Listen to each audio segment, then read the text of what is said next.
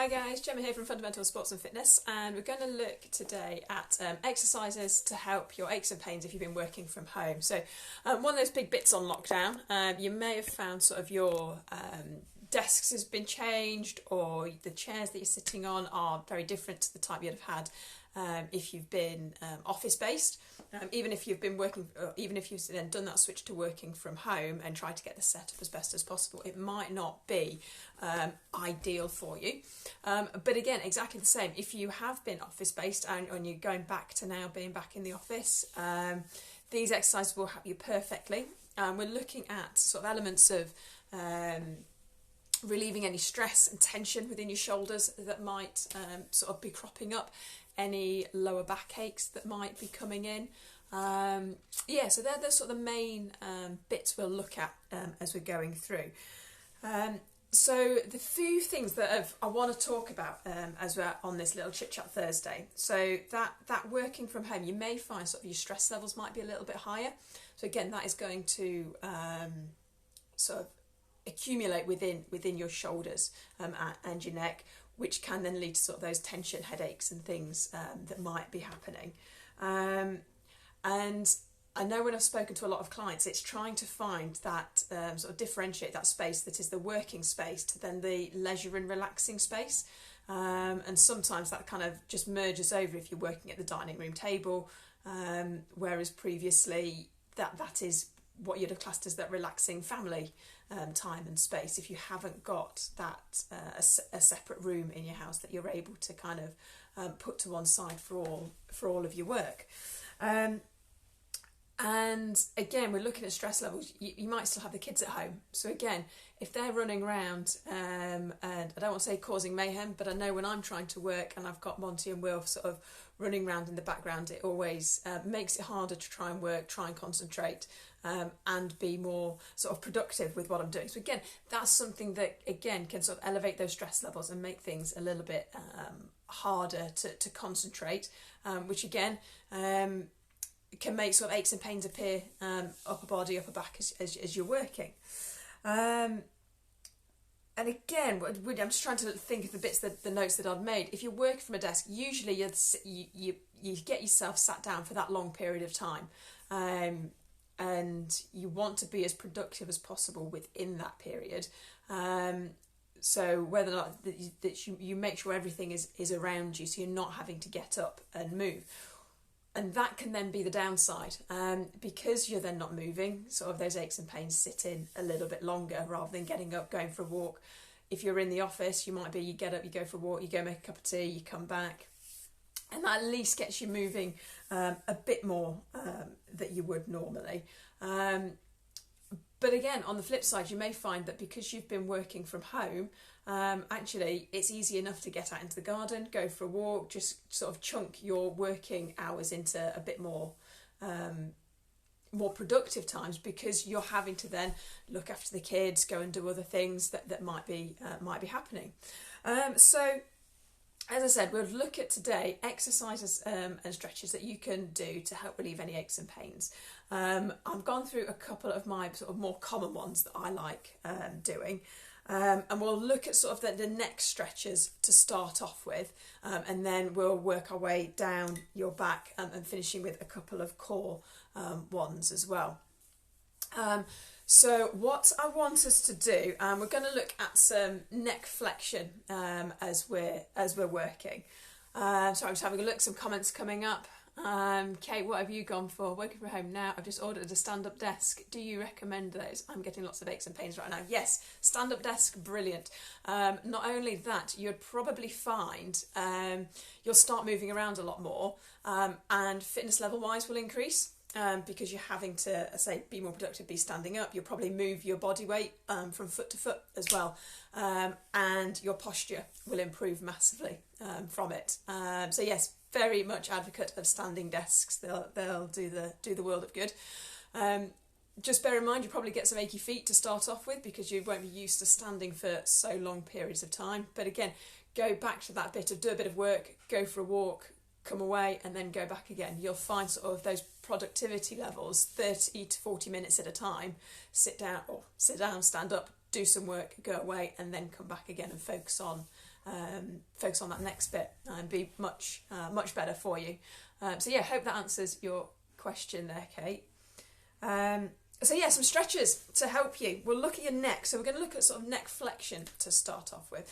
So when we're talking about flexion, we're just moving side to side. Now, because we want it to be a stretch and we're looking anything around your neck, I want the movements to be quite steady. Okay, so from there, you can gently move your head to the side. Okay, and I can already feel the stretch coming down the side of my neck. Okay, if you wanted to make that a little bit harder, you can just move and pull your hand just on the side of your head and gently move it a little bit further. Okay, the same once you go over to the other side. Slow and steady. Again, this side, you guys will know I've had quite a few issues with my neck and it is quite stiff. It doesn't move that far before I can feel the stretch. And just gently pulling it side to side. So again, that's quite a nice one for just stretching down the side of your neck. So we're looking at that lateral flexion with that one. One that I am, again, really good advocate of is sort of your levator scapular stretch. So for those of you that get sort of those tight necks, tension headaches, it's usually this little muscle around here that is the cause of the problem. So for this stretch, what we want to do, we want to look over, just over onto the side, sort of on the diagonal, and look down. So you're just tilting your head slightly, and that will automatically feel the stretch going down that side of your neck. Depending on how tight everything feels, you may feel it going down sort of the top of your shoulder. So from this position, so we're going across, looking down, hand on the top of your head, and gently pulling down on the diagonal. And that will start to release any tension in the top of your upper back, so that levator scapula. If you wanted to increase that a little bit more, if you're sitting on a stool or a desk, use your other hand to hold the side of the stool. That then forces your arm and your shoulder down. So we're looking across and diagonal. You'll already feel the stretch there. Look down, hand on the top, and gently pull. Okay, and that's a brilliant stretch. I love that one for releasing any tension sort of down the side and coming into this section at the top of your back. Again, whatever you do on one side, do it on the other. So again, if you wanted to make it a bit harder straight away, holding that side of your desk, or your stool, sorry, looking over to that side, down on the diagonal, hand on the top, and just that gentle pull as you're working that down. So again, everything is very steady and slow as we're doing these movements, all very controlled. Okay, your pec stretch. So we're looking at your chest here.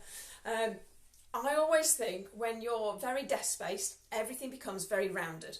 Okay, your typing is all down here. There's very little we do that we can try and force our arms back here. If we're, Kate, for you, that standing desk will help massively because you'll automatically be in this position and get it set up to the right height. But yeah, when you're thinking about working, it's shoulders back, trying to type. But again, you guys know when you exercise, your body always wants to try and find the easiest way of doing something, so it automatically wants to round, and the more tired you get, the more it rounds. Again, another reason why you want to take sort of regular breaks when you're working. But we'll work on that pec stretch. So one I quite like is your arms at 90 degrees, and you're going to push from that 90 degrees against something, so it's just forcing it back here. Okay, so if I just spin this round a little bit so we can get the edge of the door.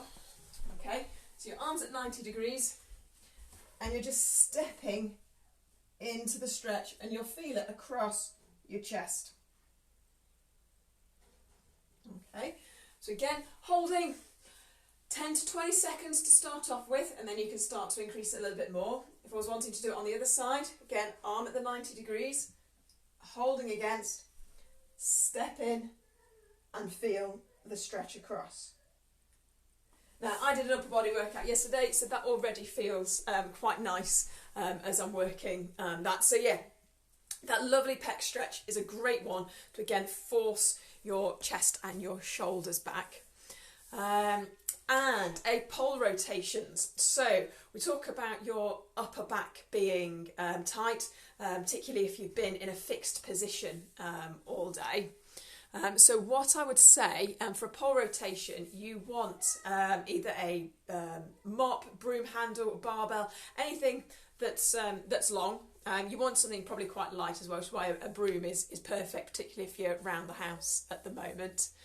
Emma, what have we got from you? Good to see you on. I've got a standing desk. I used it for a long time when my back hurt, but now I've noticed I don't use it as much now. Okay.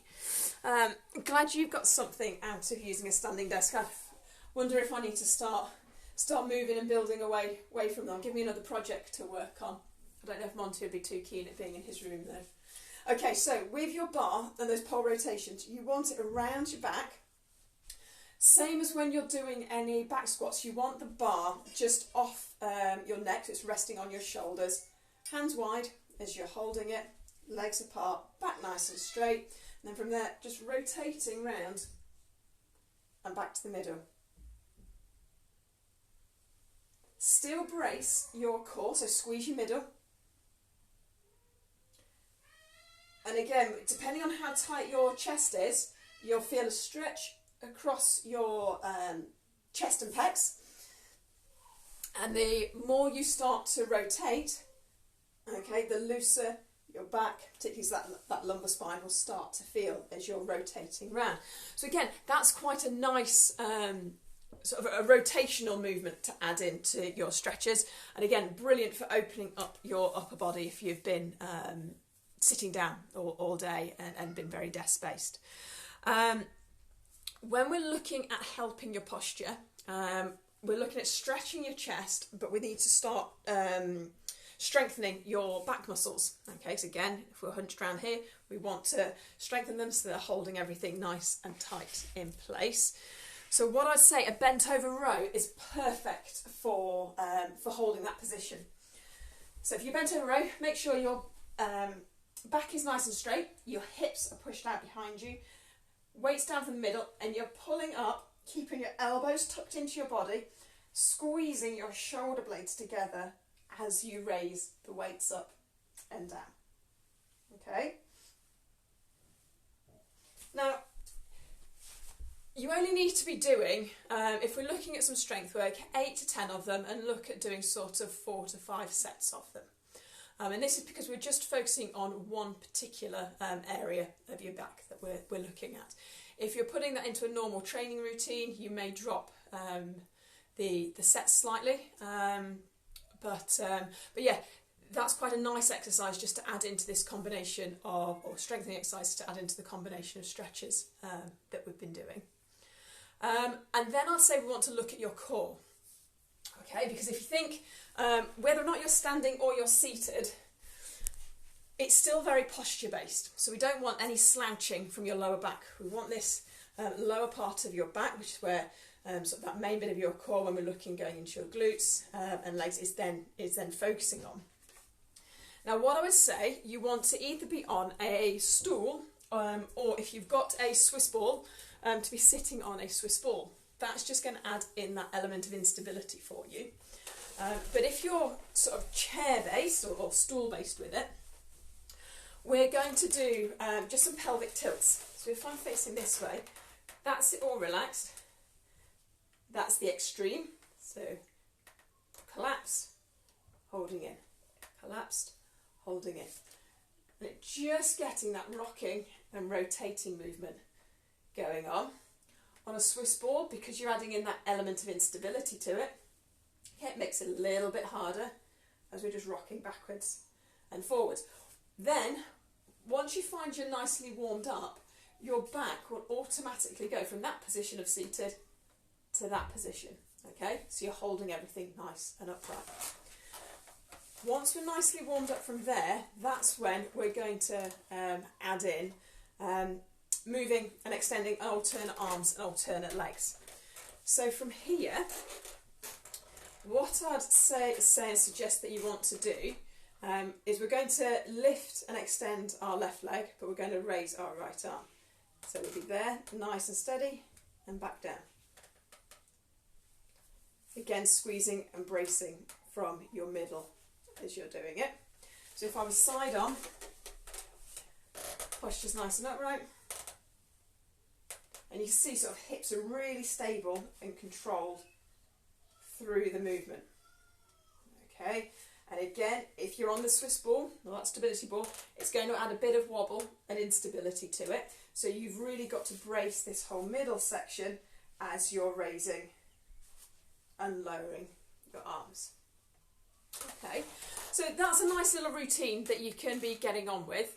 What I would always say is you want that element of stretches. That neck, upper body is going to be brilliant for you.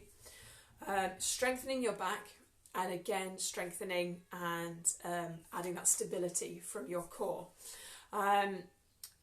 Yeah, so that'd be my top tips from looking from an exercise point of view. And then take plenty of breaks and rest. 30 to 40 minutes, really productive work as you're sitting down, standing up. Go away, go do something completely separate out of that work environment. Even if it's just a 10-15 minute break, and then come back in and then continue with your work, and then split your day like that. It's another way of just helping to reduce any aches and pains that you might be having going through it all. So yeah guys, I hope that was interesting for you and you've got something from it. If you've got any questions, fire them over, put them in the comments box, and I can get back to you. See you all again soon, and I will have next week's Chit Chat Thursday ready for you.